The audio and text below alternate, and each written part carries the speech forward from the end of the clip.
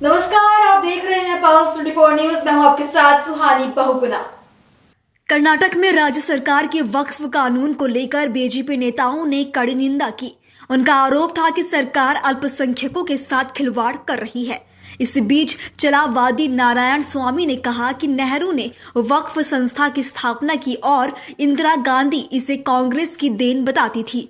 उन्होंने कांग्रेस द्वारा किसानों की जमीन, मट्टों और आम लोगों की संपत्तियों को छीनने का आरोप लगाया और कहा कि वक्फ को दिया गया अधिकार वापस लिया जाएगा। स्वामी ने सीएम को चुनौती दी कि यदि उन्हें किसानों की चिंता है तो 1974 के गजट को हटाना चाहिए। बीजेपी नेता सीटी रवि ने कहा कि भाजपा को डराने की जरूरत नहीं है क्योंकि ये भारत है, पाकिस्तान नहीं।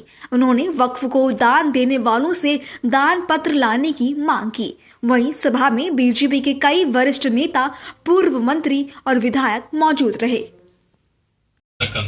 ಎಂದೂ ಇಲ್ಲದ ಸದ್ದು ಇವತ್ತು ರಾಜ್ಯಾದ್ಯಂತ ಮೊಳಗುತ್ತಾ ಇದೆ. ಇದಕ್ಕೆ ಕಾರಣ ವಕಫ್ ಬೋರ್ಡ್. ಇದನ್ನು ಬಹುಶಃ ಒಂದು 5-6 ತಿಂಗಳ ಹಿಂದೆ ಯಾರು ಕೇಳೇ ಇರೋದಿಲ್ಲ. ಇವತ್ತು ದೊಡ್ಡ ಪ್ರಚಾರದಲ್ಲಿದೆ. ಇದಕ್ಕೆ ಕಾರಣ ಏನು ಅಂತಕ್ಕಂಥದ್ದನ್ನು ತಿಳ್ಕೊಳ್ಬೇಕು. ವಕಫ್ನ ಮಂತ್ರಿಗಳು ಜಮೀರ್ ಅಹ್ಮದ್ ಖಾನ್ ಅವರು ಜಿಲ್ಲೆಗೆ ಹೋಗ್ತಿದ್ದಾರೆ. ವಕಫ್ ಆಸ್ತಿಗಳನ್ನೆಲ್ಲ ಬಿಟ್ಕೊಡಿ, ಅದಕ್ಕೆ ಕಾಂಪೌಂಡ್ ಹಾಕಿ ಅಲ್ಲಿ ಬಣ್ಣ ಹೊಡೆಯಿರಿ. ಕಾಂಪೌಂಡ್ಗೆ ಬಣ್ಣ ಹೊಡೆದ್ರೆ ಹೆಂಗಿರ್ಬೇಕು ಅಂತಂದ್ರೆ ಎಲ್ಲ ಶೈತಾನ್ಗಳಿಗೂ ಗೊತ್ತಾಗ್ಬೇಕು. ಇದು ಒಂದು ಸರ್ಕಾರ ಮಾಡೋ ಕ್ರಮವ? ನಾವೆಲ್ಲ ಶೈತಾನ್ಗಳ? ನೀವು ಬಣ್ಣ ಹೊಡೆದ್ರೆ ನಾವೇನು ಎದುರ್ಕೊಂಡ್ಬಿಡ್ತೀವ? ಈ ರೀತಿ ಸರ್ಕಾರವೇ ಪ್ರಚೋದನೆ ಕೊಡ್ತಕ್ಕಂಥ ಕೆಲಸವನ್ನ ಮಾಡ್ತಾ ಇರೋದನ್ನು ನಾವು ಖಂಡಿಸ್ತೇವೆ. ರಾಜ್ಯದಲ್ಲಿ ಯಾಕೆ ಇದು ಉದ್ಭವ ಆಗಿದೆ? ಇದಕ್ಕೆ ಕಾರಣ ಯಾರು? ವಕಫ್ ಬೋರ್ಡ್ ಅನ್ನೋದು ಇರಲೇ ಇಲ್ಲ. ಸ್ವತಂತ್ರ ಬಂದ ನಂತರ ನಮ್ಮ ದೇಶ 3 ತುಂಡಾಗಿದೆ. ಸ್ವತಂತ್ರ ಭಾರತದ ಹೆಸರಿನಲ್ಲಿ 3 ತುಂಡಾಗಿದೆ, ಉಳ್ಕೊಂಡಿದ್ದೇವೆ. ಮತ್ತೊಂದು ಪಾಕಿಸ್ತಾನ ಆಯ್ತು, ಬಾಂಗ್ಲಾದೇಶ ಆಯ್ತು. ಪಾಕಿಸ್ತಾನದಲ್ಲಿ ವಕಫ್ ಬೋರ್ಡ್ ಇಲ್ಲ, ಬಾಂಗ್ಲಾದೇಶದಲ್ಲಿ ವಕಫ್ ಬೋರ್ಡ್ ಇಲ್ಲ.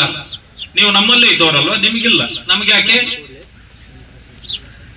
ಇದು ಪ್ರಶ್ನೆ. ಇದನ್ನು ಹುಟ್ಟು ಹಾಕಿದವರು ಯಾರು? ಪ್ರಥಮ ಪ್ರಧಾನಮಂತ್ರಿ ನೆಹರೂರವರು 1954ರಲ್ಲಿ ವಕಫ್ ಬೋರ್ಡ್ ಅನ್ನು ಹುಟ್ಟು ಹಾಕ್ತಾರೆ.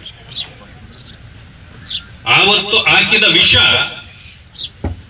ಇವತ್ತು ಕೂಡ ಅದನ್ನ ನಮ್ಮನ್ನು ಕಾಡ್ತಾ ಇದೆ.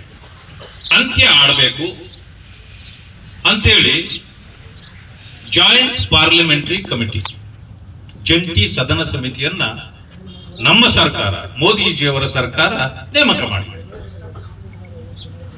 ಇದರಲ್ಲಿ ಸತ್ಯ ಎಷ್ಟು, ಅಸತ್ಯ ಎಷ್ಟು ಅಂತಕ್ಕಂಥದ್ದು ವಿಷಯ.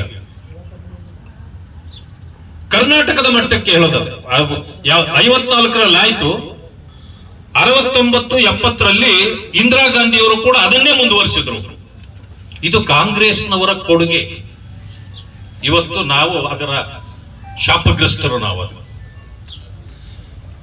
ಅಲ್ಲೇ 69, 70ರಲ್ಲಿ ಒಂದು ಸರ್ವೆ ಹುಬ್ಬಳ್ಳಿ ಧಾರವಾಡ ಜಿಲ್ಲೆಯಲ್ಲಿದೆ, ಕಲಗಡಕಿ ತಾಲೂಕಲ್ಲಿದೆ, ಮಿಸ್ರಿಕೋಟೆ ಗ್ರಾಮದಾಗಿದ್ದೀವಿ. ಇಲ್ಲೇನಾದ್ರು ನೀನು ಪಾಕಿಸ್ತಾನದಾಗ ಇದೀವಿ ಅಂತ ಬಾಲ ಬಿಚ್ಚಿದ್ರೆ ಬಾಲ ಮಾತ್ರ ಅಲ್ಲ, ಏನೋ ಅಂತ ಹೇಳ್ಬೇಕಾಗತ್ತೆ. ಅದಕ್ಕೆ ನೋಡಿ, ನಾವು ಸುತ್ತಿ ಬಳಸಿ ಮಾತಾಡಕ್ ಬರಕಲ್ಲ. ನಿಮ್ ಪರವಾಗಿ ನಾವು ವಿಧಾನಸಭೆಯಲ್ಲೂ ಹೋರಾಟ ಮಾಡ್ತೀವಿ, ಲೋಕಸಭೆಯಲ್ಲೂ ಹೋರಾಟ ಮಾಡ್ತೀವಿ. ಇದೊಂದು ಅನ್ಯಾಯದ ಕಾನೂನು, ಅನ್ಯಾಯದ ಕಾನೂನು. ನೋಡ್ರಿ, ಯಾರೋ ಬಂದು ನನ್ನ ಮಕ್ಕಳಿಗೆ ಇವನೇ ಅಪ್ಪ ಅಂತಾರೆ ಅಂತ ಇಟ್ಕೊಳ್ಳಿ. ಇವನು ಹೇಳ್ತಾರೆ ನಾನಲ್ಲಪ್ಪ ಅಂತಾನೆ. ಅವಾಗ ಪೊಲೀಸರು ಏನ್ ಹೇಳ್ತಾರೆ, DNA ಟೆಸ್ಟ್ ಮಾಡಿ ಅಂತಾರೆ. ಅಂದ್ರೆ ಇವನು ಅಪ್ಪ ಹೌದಾ ಅಲ್ವೋ ಅಂತ ತಿಳ್ಕೊಳಕ್ಕೆ ಅಂತ ಪರೀಕ್ಷೆ ಕಳಿಸ್ತಾರೆ ಇಲ್ವಾ? DNA ಟೆಸ್ಟ್ ಅಲ್ಲಿ ಹೌದು ಇವನೇ ಅಪ್ಪ ಅಂದ್ರೆ ನೀನೇ ಕಣಪ್ಪ ಅಪ್ಪ, ಈ ಹೆಂಡ್ರು ಮಕ್ಕಳನ್ನ ನೀನೇ ನೋಡ್ಕೋಬೇಕು ಅಂತ ಹೇಳ್ತಾರೆ. ಈಗ ಇವರು ಆಸ್ತಿ ಎಲ್ಲ ನಂದು ಅಂದ್ರೆ ಏನಾಯ್ತಪ್ಪ ನಿನ್ನ ಹತ್ರ ದಾಖಲೆ ಅಂತ ಕೇಳ್ಬೇಕ ಬೇಡವಾ? ದಾಖಲೆ ಇಲ್ವಂತವ್ರ ಹತ್ರ. ನಮ್ಮ ಅಪ್ಪನ ಆಸ್ತಿ ನಮ್ಮ ಅಜ್ಜಿನ ಆಸ್ತಿನೂ ನಮ್ದು ಅನ್ನಕ್ಕೆ ನಮ್ಮ ಅಪ್ಪ ಕೊಡ್ತಾವ್ರ ನಮ್ಮ ಅಜ್ಜಿ ಕೊಡ್ತಾರ ಅವರು? ಹೇಳಿ, ನಿಮ್ಮ ಅಪ್ಪಗೆ ನಾನು ಹುಟ್ಟಿದ್ದು ಪಾಲ್ ಬೇಕು ನನಗೆ ಅಂದ್ರೆ ಆಗ ನಮ್ಮ ಅಪ್ಪ ಒಪ್ಕೋಬೇಕು. ಅವ್ರು ಹೌದಪ್ಪ, ನಾನು ಇವನ ಅವನ ಹತ್ರ ಹೋಗಿದ್ದೆ, ಅವ್ನು ಹಂಗೆ ಹುಟ್ಟಿರೋದು. ಅವಾಗ ಬೇಕಾದ್ರೆ ನಮ್ಮ ಅಪ್ಪ ಹೇಳಿ ಕೊಡ್ಬೋದು. ಸುಮ್ಮನೆ ಬಂದು ಹೇಳಿ ಕೇಳಿ ಕೊಡಕ್ಕಾಗತ್ತಾ?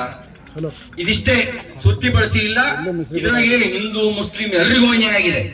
ಮೊನ್ನೆ ಸಿಂದಗಿ ಒಳಗೆ ಒಬ್ರು ಸಾರು ಮಾತಾಡ್ತಿದ್ರು, ನೋಡ್ರಿ ನಮಗೆ ದೇಶಗತಿ ಮಂತಂದವ್ರು ನಮಗೆ ಜಮೀನ್ ಕೊಟ್ಟಾರೆ, ಆ ದೇಶಗತಿ ಮಂತಂದವ್ರು ಕೊಟ್ಟಿರೋ ಜಮೀನನ್ನ ಈಗ ವಕ್ಫ್ ಬೋರ್ಡ್ನವ್ರು ನಮ್ದು ಅಂತ ಹೇಳಕತ್ತಾರ್ರಿ, ಇದು ಅಲ್ಲ ಮೆಚ್ಚಂಗಿಲ್ರಿ ಅಂತ ಹೇಳ್ತಿದ್ರು ಅವ್ರು. ಇಲ್ಲಿ ನೀವ್ ನೋಡ್ರಿ, ಯಾರು ಚಿಂತೆ ಮಾಡಬೇಡ್ರಿ. ಈ ವಕ್ಫ್ಗೂ ಅನ್ಯಾಯದ ಕಾನೂನು. ಈ ವಕ್ಫ್ ತಂದಿದ್ದು ಯಾವಾಗ ಗೊತ್ತಾ?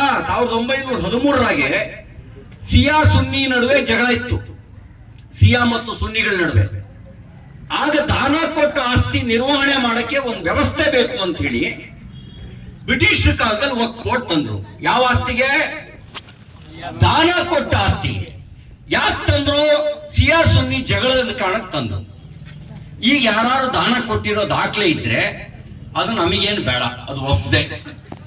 ಆದ್ರೆ ನಮ್ಮ ಅಪ್ಪಂದು ನಮ್ಮ ಅಜ್ಜಂದು ಗರಡಿ ಮನೆ, ಸ್ಕೂಲು, ಆಸ್ಪತ್ರೆ, ಸ್ಮಶಾನ, ದೇವಸ್ಥಾನ ಎಲ್ಲ ನಮ್ದು ಅಂತ ಬಂದ್ರೆ ಕಾಲಲ್ಲಿ ಇದ್ದಿದ್ದು ಎಲ್ಲಿ ಬರುತ್ತೆ? ಬರುತ್ತಾ ಇಲ್ವಾ? ಇದು ಬಂದೇ ಬರುತ್ತೆ. ಜನ ಕಾಲಲ್ಲಿ ಇರೋದನ್ನ ಕೈಗೆ ತಗೊಂಡು ಬೆರ್ಸೋದ್ ಗ್ಯಾರಂಟಿ.